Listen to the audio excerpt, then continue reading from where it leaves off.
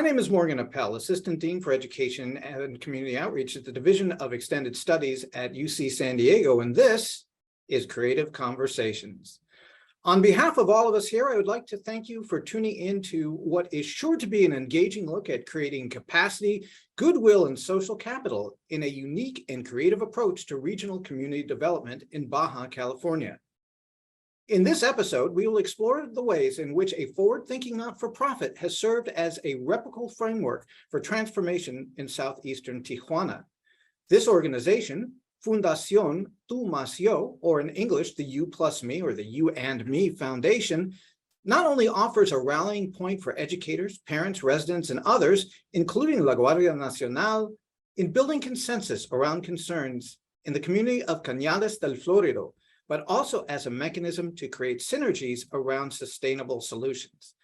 So, without further ado, joining me today is the founders of Fundación Tú Más Yo, Alejandro Martínez and Antonio Díaz. Team, welcome. Perhaps we could begin with getting to know Fundación Tú Más Yo a bit better. What was the impetus for creating the organization and its efforts in this part of Baja California? Thank you, Morgan, for having us here. It's a pleasure. And yeah, well, the answer is we started more than 10 years ago developing a business model that was really to regenerate communities that were suffering abandonment of houses and several other related problems, squatters, etc. So what we decided to do for that business model, whereby we bought foreclosed low-income houses, was to devote 2% of our revenue to a new foundation that we created, which is Fundación Tú Más Yo. And we started investing in developing the communities that we were regenerating. This is based on 3 or 4 main factors. The first factor is that we establish community centers. So physically, we have a place where people can see there is something going on. This is a private nonprofit, the foundation. We don't have any government support. And the second basic element is a fantastic team of social promoters. That's what we call them. And most of them are women. And there are young sociologists and social workers. And the third element is a methodology that we've been developing for these more than 10 years. And there are a lot of things to add, but I would stop here just by saying that we started the foundation as part of a business model. And that's fantastic because we could have a basic budget to count on for developing the teams, creating the community centers, etc. Nowadays, that led us to a completely different business model that is not related to the regeneration of communities anymore. We have a fourth success element, which is the community goodwill. After 10 years of working together with people, with families, with the kids, in several activities that Alex is going to be able to talk about, we have this fourth asset, which is the community goodwill. So as of now, I would like to say that what we do, what we are, is a community developer based on education and collaboration. And when people realize that they are part of the solution of their community, that's where this social capital is created. And that's what we are using today to further our efforts in the fields of education and virtual education in the same communities that we have developed in the past. Very good. Now Tijuana is a large city, which is part of an even larger reason. So I'm wondering, how do you decide what communities that you will work with? How do you decide upon the stakeholders? What is the calculus of that decision? Well, in the beginning of our model, it was easy because we chose those communities that were most hit by their problems regarding the abandonment of houses. So that was the beginning, and it was something that was parametrical and was very, I could call it exact. So if in a community there were 6,000 homes, and out of those 6,000 homes, 1,400 were abandoned, that was a community that was of interest. Today, these communities, years after, these communities are thriving. They don't suffer the same problems that they were suffering in the past. But that was the idea. That was to choose communities that really needed most help in terms of that aspect of their life, their quality of life. Now, we are adding up other variables to choose schools, for example. So those schools have to have the size that we can leverage on to impact more kids. For example, the first school that we chose in one of the same first areas in Tijuana that you have seen has more than 1,000 students. So the impact is much higher the bigger the schools that we choose in this new phase of the development of the foundation. I don't know, Alex, if you want to comment on this.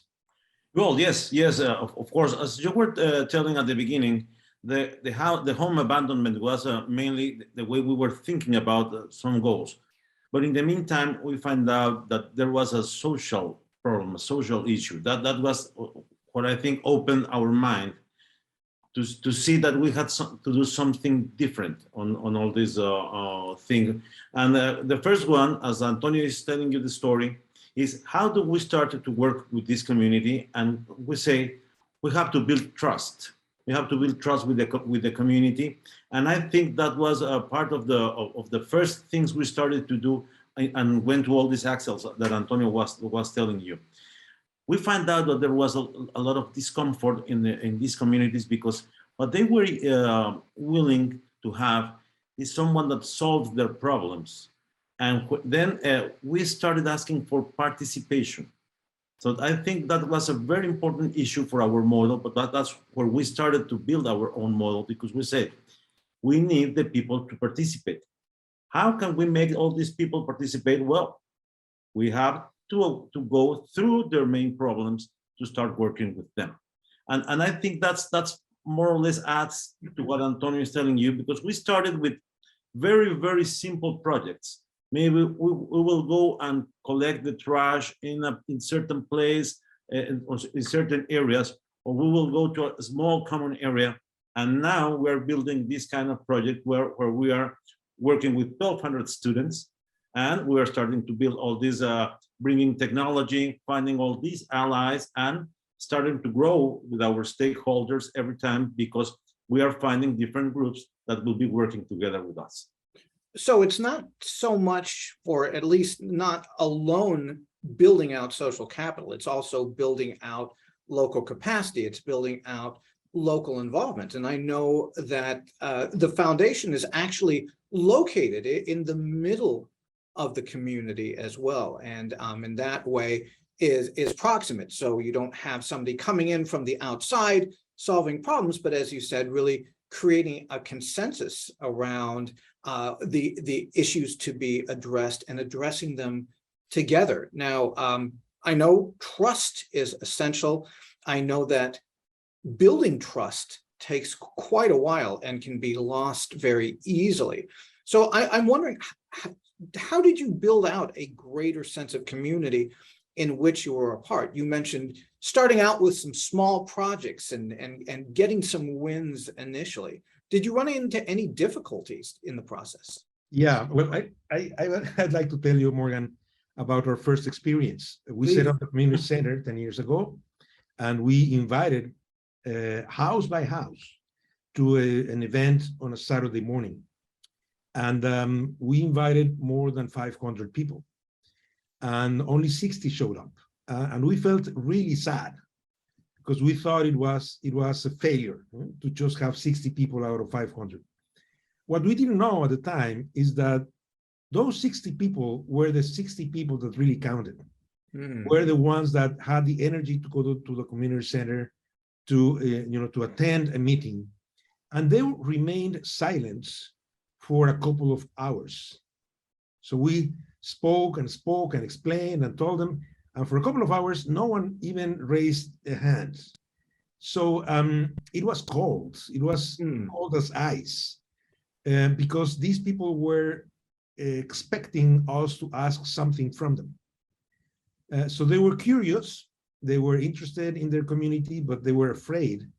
And there were like 4 or 5 magic moments, but the first magic moment was when one guy raised his hand and said, so you are telling us that you're going to help us improve our community, but you are not asking for any monies from us.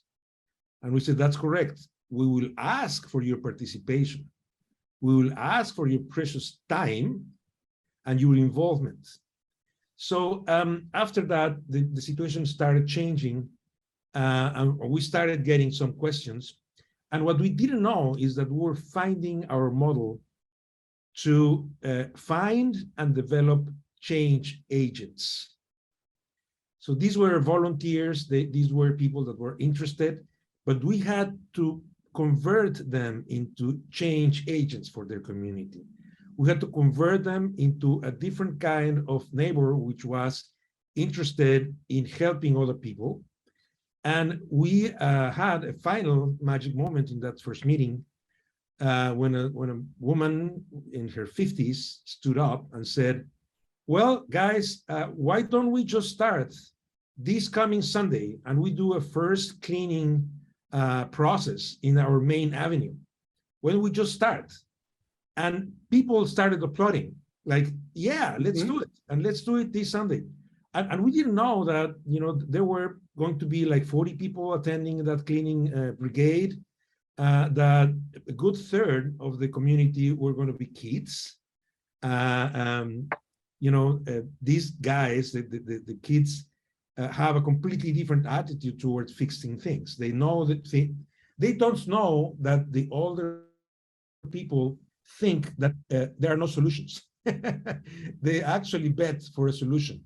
So that was the very beginning, and I'm just summarizing in an example how there was one voice that, of this first woman that said, let's do it, let's try it. And from then on, it's been 10 years of people raising a hand saying, hey, I have a project. I want to clean up the graffiti in that corner. Or, hey, I have another project. I want the government to fix our public street lights. Please help me. I don't know how to do it. I don't know who to write to. Or we need better police surveillance. How do we talk to the police? And we've become kind of a joint catalyzer for the communication of the community with authorities, with the government, with allies. And we have also become a foundation that other foundations call upon to say, guys, we know the situation is so difficult as a result of the COVID, and we want to give away some free food, but we don't know where to start. I mean, how do we do that? So they've chosen us to do that. There's one huge global company. They don't like to be mentioned, but they've been giving us painting stuff for 6 years now. So every year they know who to go to, to give away some of the things that they don't need anymore. So with more than 50 allies, and now going into the education front, I won't get into the UCSD angle yet, but I guess a summary answer to you is do not wait for people to come to you. You need to invite them. And once you invite them, you need to allow them to speak up. And once you allow them to speak up, they are willing to risk their time in heading projects as varied as some of the examples that Alex can tell us about in terms of the activities for kids or Christmas or summer. We just finished the summer camp with kids in the area. So I guess it's a good moment for you, Alex, to give us some of the examples of what we've done. Yeah, well, I would add something, because this question, Morgan, it's very extensive. We could stay like an hour talking about this, because there's problems every day. But there's a very important issue in our communities, because this happens a lot. I don't know if it's everywhere, but in this case, there are political parties involved with some people in the community, and gives them some leadership. And that is also part of the problems we find at the beginning, because some of them were really saying, oh my God, my power is, I'm going to lose my power. So they started to threaten the community to say, don't work with Tú Más Yo, because if you work with them, you are not going to be getting the benefits you're having with me. So the people took risks. And then we started to work, as Antonio was saying, with some good examples. At the beginning, we were having small projects, as I told you before, cleaning a park. But then we started to grow, and in the moment, the government was an ally with us, and they helped us to work in a biggest park in another place, not Cañadas del Florido, it's Hacienda Las Delicias, where we work in a bigger area and make all this project that at this time, it's still alive. People is taking care of their park. No more vandalism in there, and that's a very important project. Also, we made this in Cañadas del Florido, one of our most important projects at the beginning was a collection of a big collection, where about 40 tons of garbage were collected in all the community. And that's where we started to work with allies, because the government said, I can be your ally, so I can give you some trucks, so they will take all this garbage. But you have to take care of taking away all the dogs that are also having sick dogs and sick cats, whatever you find in the street. We have to take them away and put them in a special shelter. And then we will start doing all this. It was like a week of working with the community. And I think that's a very iconic moment for the Fundación Tú Más Yo, because people started to see, why are we doing all this? Oh, because these friends from Tú Más Yo are helping us. They are helping us to do all these things we couldn't do before. And part of our programs, all that.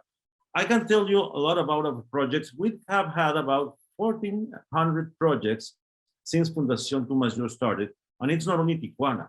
It has been in Mexicali. It has been in Ciudad Juárez, where we are having, and we count the number of participations of the people. At this time, we have around 180,000 participations of the community members in these different cities I've been telling you. And we count the hours, about more than 500,000 hours of the people working with us in different projects on different things. It can be a project that has to do with Zumba classes, where ladies are dancing Zumba every day, to sports events involving a whole day of activities in Ciudad Juárez, also in Mexicali, and those are the kind of projects we are working in. So, and those projects, people are still curious about saying, what else can we do? And that's where it's we've been taking to these places, and these are new projects we're having as Parque Olivo. Antonio was telling you this company that is giving us things. Look, now they told us last week that they can tell the name. They are Home Depot in Tijuana, because they say, we are not telling everybody what we are doing. Last week, we had 100 co-workers of Home Depot working with us in the rescue of Parque Olivos, which is another project in Cañadas del Florido. And at the beginning, we didn't have their help, and we only have like 20 or 30 people joining us. So that's the way we have been growing.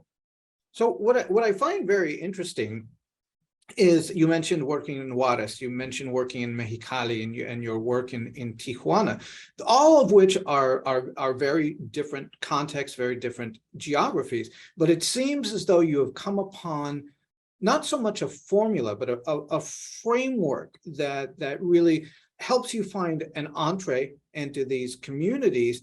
And you really sort of reach a tipping point at which you gain trust, and trust is preserved. Yes, I would say this.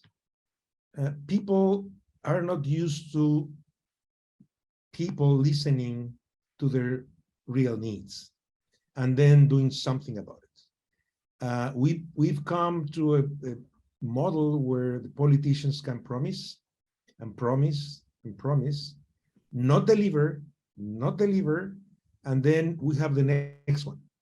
So what we found, Morgan, I would say that if there is something to say about what we found, is that in a private sector, non-profits, with a long-term view of why it makes sense to invest in community development, is needed.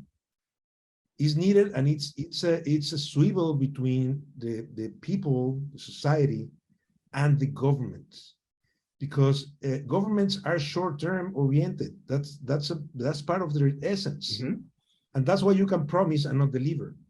But if you have a 20-year program, a 20-year view of how to develop a community, and start betting on children that will get information that they would not get anywhere else because their parents are working all the time, because a lot of these kids don't even have a grandmother that takes care of them.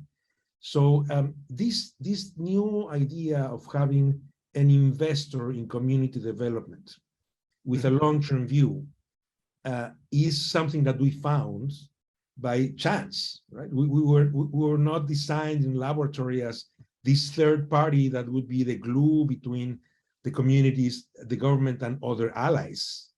So I would say that's really the secret ingredient that we found. It's very obvious what I'm saying, but in a lot of communities in Mexico that you don't see at all.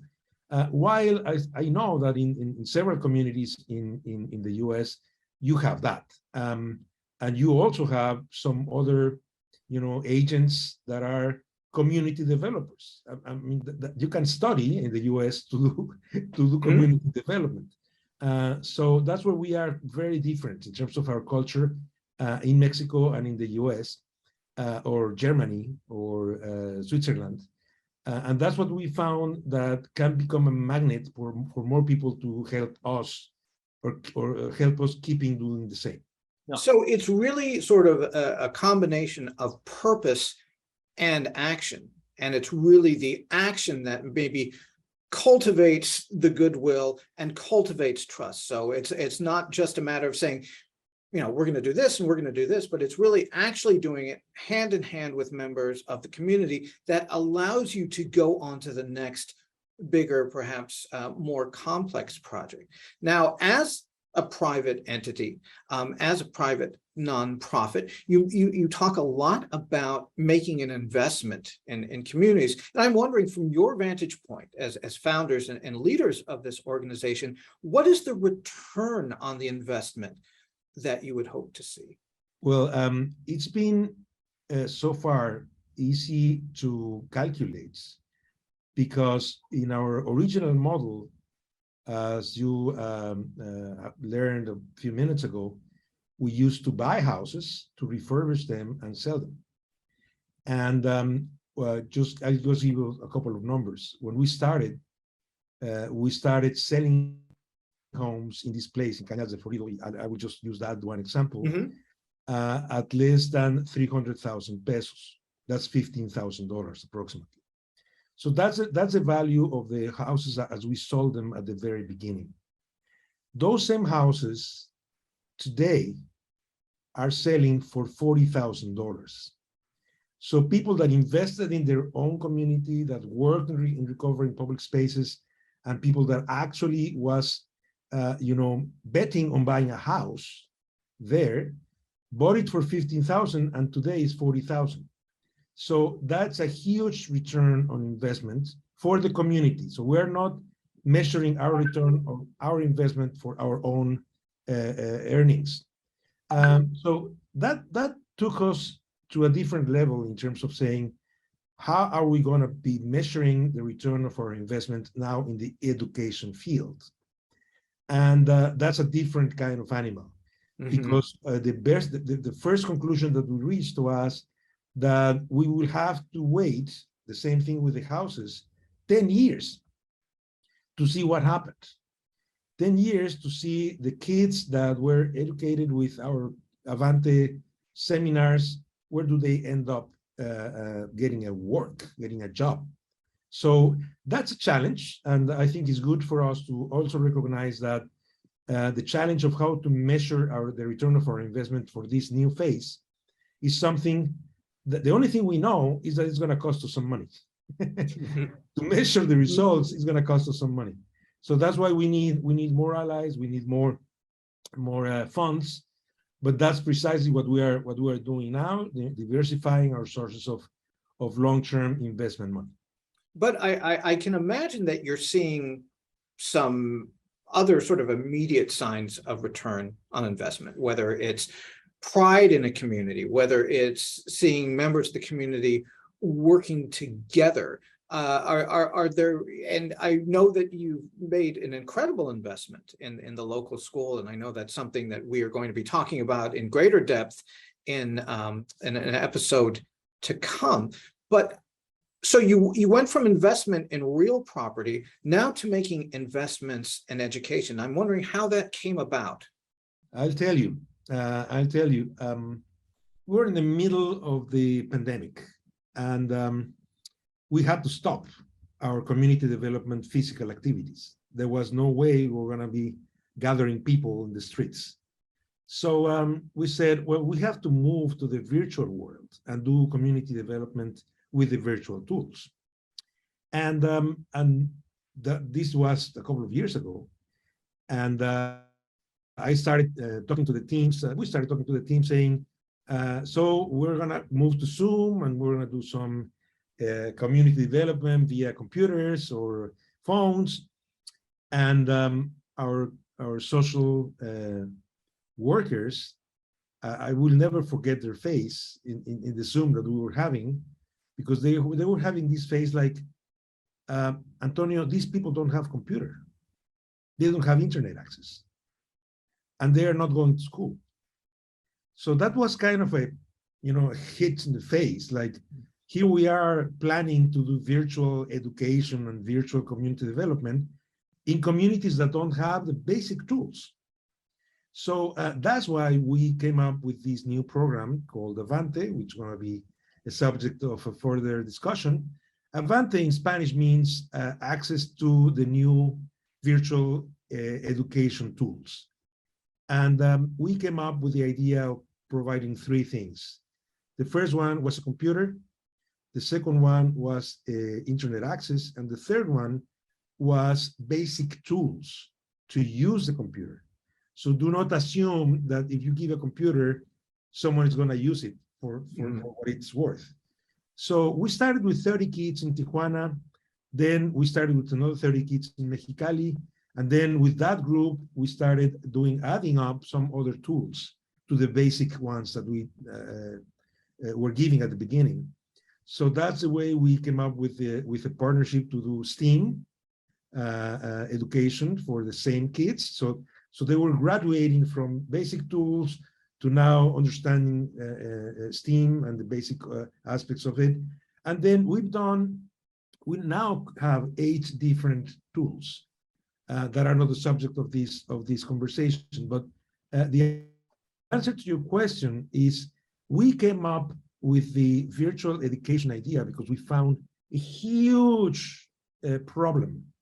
The digital gap was going to become the digital abyss. Yes. And it's happening. So that's the way we started. And then when we went again to the school to get a new group of 30, 60 kids, we realized the school was vandalized.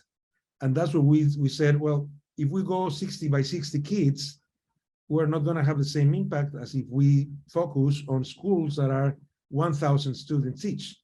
So that's the way we embarked in this first pilot project, which value is not only to rescue one school. What we want to do is to show the world, to show Tijuana to start with, that you can join forces between families, between the principals, the authorities, and long-term nonprofit money that wants to show that you can transform vandalized school into an example of a virtual education center. So, but that's the way we started. That's when, we applied one of our main maxims, which is ask what they need. Mhm. Do not come up with solutions coming from your brain. Ask what they need, and once you ask what they need and you help them organize, you commit them, you make them first, realize that they have to commit their time and their effort and their ideas, and that's the whole game. And what I'm very impressed by of the Fundación is that you really take very much a holistic and strengths-based approach. So it's not solely based on what is needed or what challenges are experienced, but really the strengths that lie within a community, whether it's being motivated, whether it's interest in a shared experience. Now, I know that you've been able to create strong bonds with community members, strong bonds with the school, but as you mentioned, you have a lot of other partners who participate in this process. And, given the initial skepticism the community may have had about motivations, I'm wondering, when you bring on additional partners, whether it is perhaps a Home Depot, whether it is perhaps a local government entity or a university, how do you make those decisions? How do you make sure that that trust that you've taken so long to build isn't compromised? I guess we've developed this sense for if it's going to work out long term and there is real commitment, it is going to work. And the only people that have approached us that have not been good are mostly people with political interests. And I'm not talking only about politicians. I'm talking about, in general, people with political interests.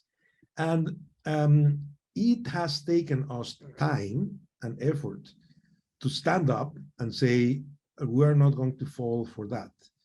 And I have to make a brief parenthesis here. We are talking about the foundation as an abstract nonprofit entity, but we are not that.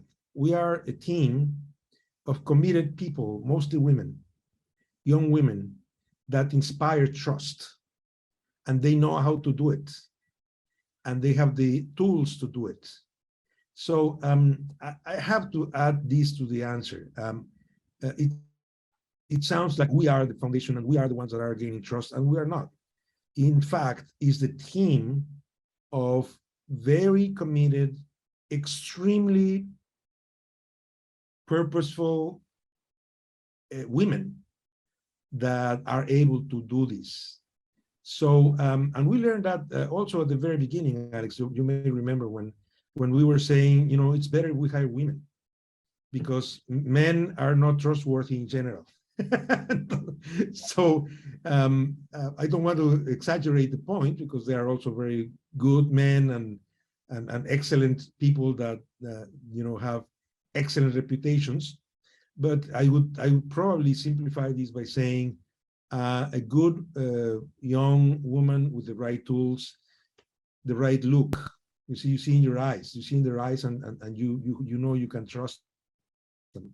So that's probably the most important aspect. And then the echo, right? Once you have the trust of 10 people, then it's easier to get the trust from 100. And then once you have the trust of 100 people, you can go to the next step. There are always interests that could go against the community. But those interests, when you, I'll just resort to the other example, which is very physical. The first time we recovered a wall that was full of graffiti, the day after was already with graffiti again. So what we did was to paint it again.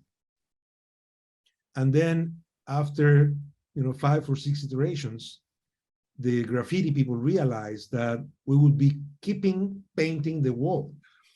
So there was no purpose in them, keeping doing their thing. So that's kind of this long-term. I'm not gonna get tired, man. You're not gonna win. good people are more, and good people are more constant. But people are not. So a lot of this has to do with persistence and resilience. Alex, your thoughts? I would like to add something, because it's resilience, it's persistence, but it's also a methodology. Fundación Tú Más Yo has been building a structure, and on a parallel side, making all these projects and working with the community and being happy to work with them. We have a methodology. We have our own methodology that has to do, and there are some steps, very important steps. And one of them, the first one is a diagnose of the community, where we find out which are the problems of the community and how they prioritize it. So our team, how do they say, okay, as Antonio was saying, the girls are great, motivating the people and all that, but they are working with the real needs of the community. The community says, we want to clean our community, we work on a cleaning project. If they say, we would like to have education for our kids, a process for mathematics for our kids, we work on a project for mathematics. Our diagnose gives us important things, the problems of the community and the actives of the community, what's positive in the community, and we put those things together to solve the problems. So that's I think a very important issue that comes through all these processes, because it's not only being happy working with the community and having them different results. There are lots of projects that can be done, but the thing is, when you work with what they want, with what they are asking you to do, that's where we start building trust. So if you tell them, we are going to bring some technological tools to your school so your kids may have the chance to study on internet, they say, okay, you will do it. I know you will do it, because that's part of, I've been with you, working with you for 10 years, and I know whatever you tell me, we are doing it, even though sometimes it lasts more time, but we do it. So that's our methodology, helps us a lot. We have our indicators, we have a structure to work with the community, and then we tell the community, it's not only what we are doing for them or with them. We tell them, you have been spending all this time with us, and all this time that you has a cost. And we are giving you, at this time, it's 17 million pesos, the community, which in dollars is about $85,000, that the community has put together. No, it's $850,000. Sorry about that. The community has putting all this together to work for them. So now they know what they do has a value. Mm-hmm. And that value is very important for them, because now they find out that they are not getting everything for free, that they are part of the formula, and they are a very important part, because they are giving us time, and this time has a worth. And that value helps us a lot, that the community value goes on that. And I think that's another very important ingredient for this trust building. So there's a real consistency. So it's very much a systems approach to community development, community building, and there's a consistency. So, you know, you keep your promises early on, but even in the 10th year, you still keep your promises, even if it's delivered a little bit late, because it's very easy. You can lose trust in incredibly easily. So you have this approach where you also do assign value. And I think that is a very important thing in community focused work, where they really do understand, members of the community understand that there is more than sort of an altruistic value placed on what they do, that this kind of work has a value in the real world. Now, I know that you have a wonderful framework, a wonderful approach. You mentioned that your team, out of curiosity, considering the incredible impacts that the Fundación has had, whether it be in Tijuana, whether it be in Mexicali, whether it be in Juarez, how big is your team? Well, our team went up in the most active years to a little bit more than 20 people. Today, we're less. In total, we're 8 team members with a very good experience of what we are doing. The benefit of having all the experience and these 8 members currently is that we can multiply our effect. Once we need more people, we now have the ability to train them in a much better way than we were when we were growing, 7, 8 years ago. So, and we have the ability to grow with the projects. And I have to tell you this, we're betting on this pilot project with the school, basically all our team, because there are a bunch of things that have to be done. And I know that if we are successful with this first phase, our ability to multiply these will be enormous. And I don't think we're going to be able to do this with less than 4 people per school, in the future. So we will have to grow our teams again. So so you have your staff, but you also have a team that's filled with community members. You have this wonderful, as you said, a multiplier effect, or sort of a viral effect. And I'm wondering if you have seen sort of the capacity not only for service to one's own community, but sort of a leadership developing organically in the communities in which you work. Yeah, exactly. And are you seeing anybody from your communities emerge as leaders who will go into their communities and take this forward? In every community, there are always flourishes. Those are the agents of change that Antonio was telling you. And those are the guys that say, let's make a group of WhatsApp, and I will do this. They knock the door and they say, I have this new project. I would like you to introduce you to this situation we have. And in every community, we have different members, and some of them like sports. Others go for the arts. Others go for the education. Others go for adults, children. But all those people, all this addition of people, putting all these guys together, those are the special leaders in the community that they are everywhere. The only thing you need is to find them, to clean them, to polish them, and then they will be really bright people. I have to comment on that, Morgan. Yes. That these people, these heroes, these leaders, they change the look. They change clothes. They trim their hair in a better way. And their eyes sparkle. And the reason is that once you feel that beautiful feeling of helping other people effectively, I won't say it's an addiction, but I will say it is close to that, because you already tasted the honey of a little girl, smiling at you in the school, because you already felt how is it to deliver a computer to this other kid that didn't have one, that is contagious. And I think that's very important to mention.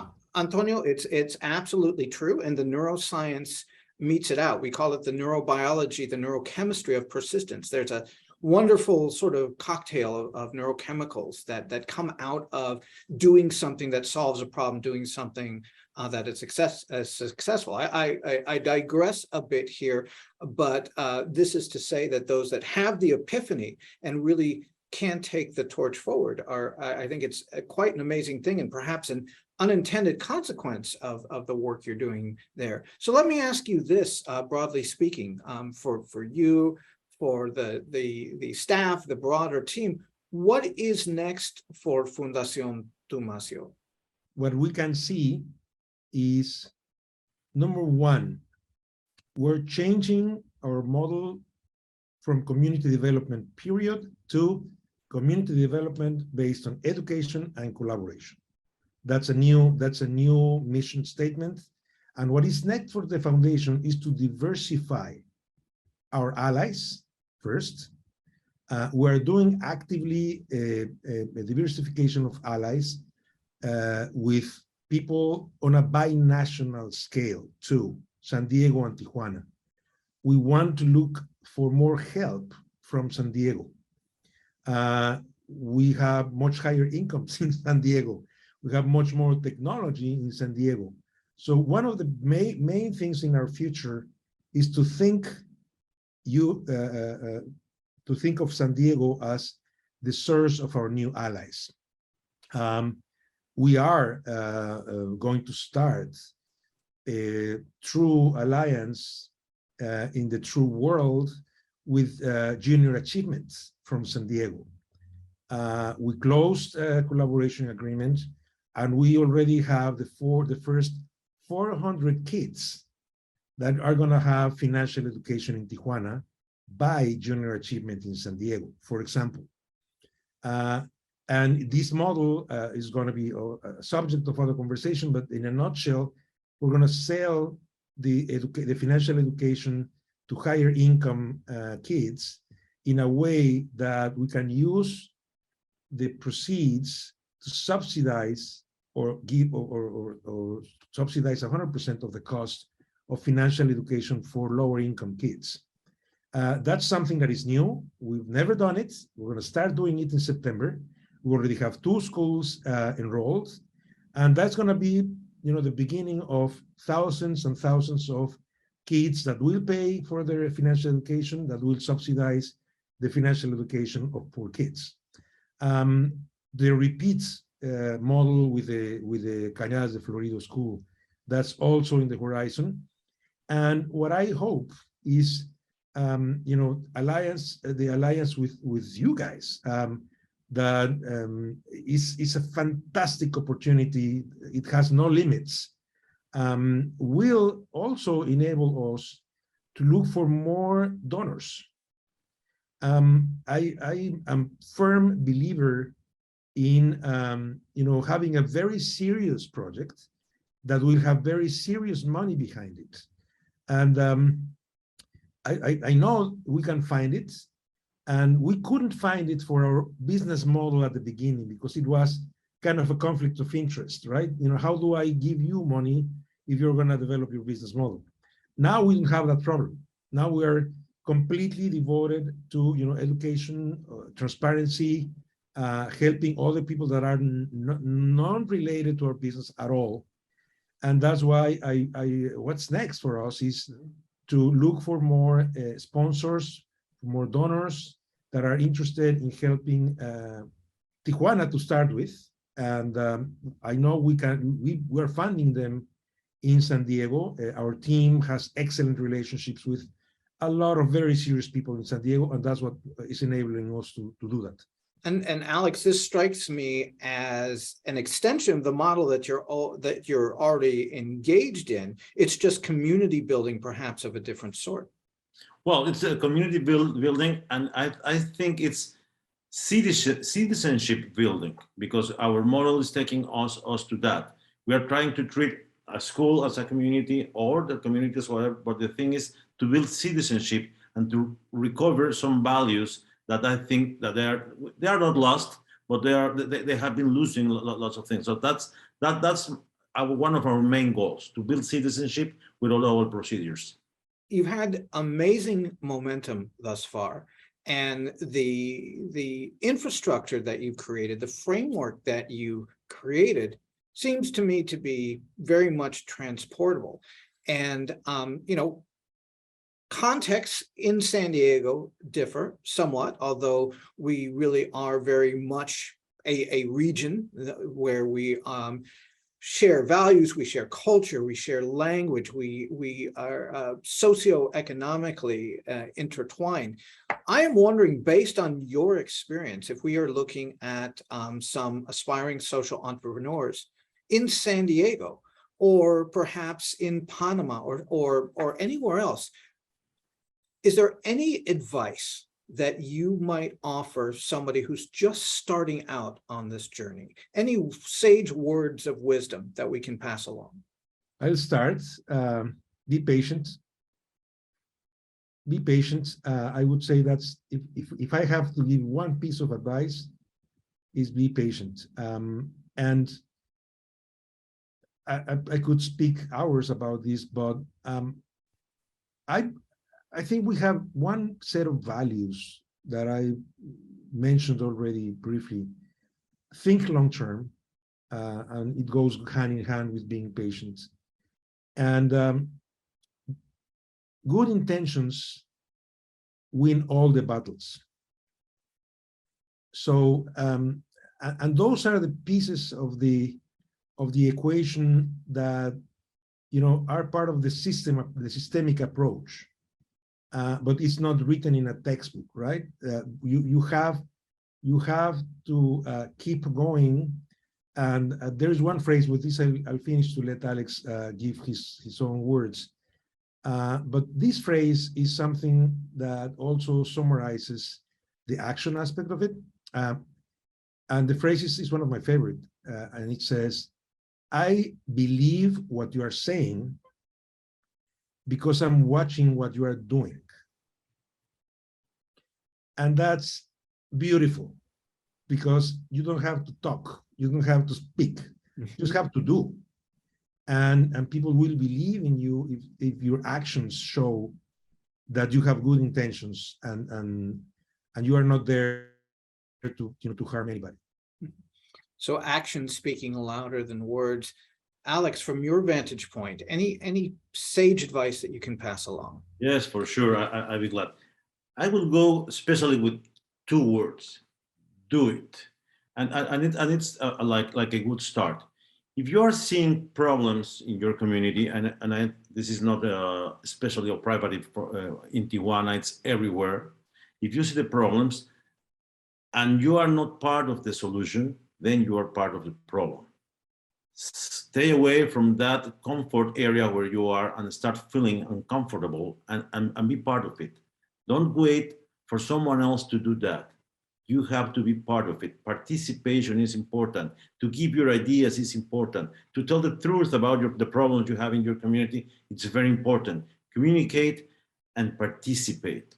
As Antonio was saying, patience is very important, because people would like to see change in 1 day or in 2 days. Sometimes it takes years. Sometimes it takes years, but the change will come. And if you start changing yourself, from the inside, then you will start changing whatever surrounds you. And that's very important, because your family surrounds you, your co-workers surround you, the community surrounds you. So I would go for do it, be part of the solution, stop being part of the problem. Interesting juxtaposition. So don't wait, but at the same time, be patient. And I think those are wise words indeed. Alex, Antonio, thank you. And for me, Morgan Appel, the team at Creative Conversations, and all of us at the Education Channel at UCTV, thank you for watching, and thank you for helping us change the world in very creative ways.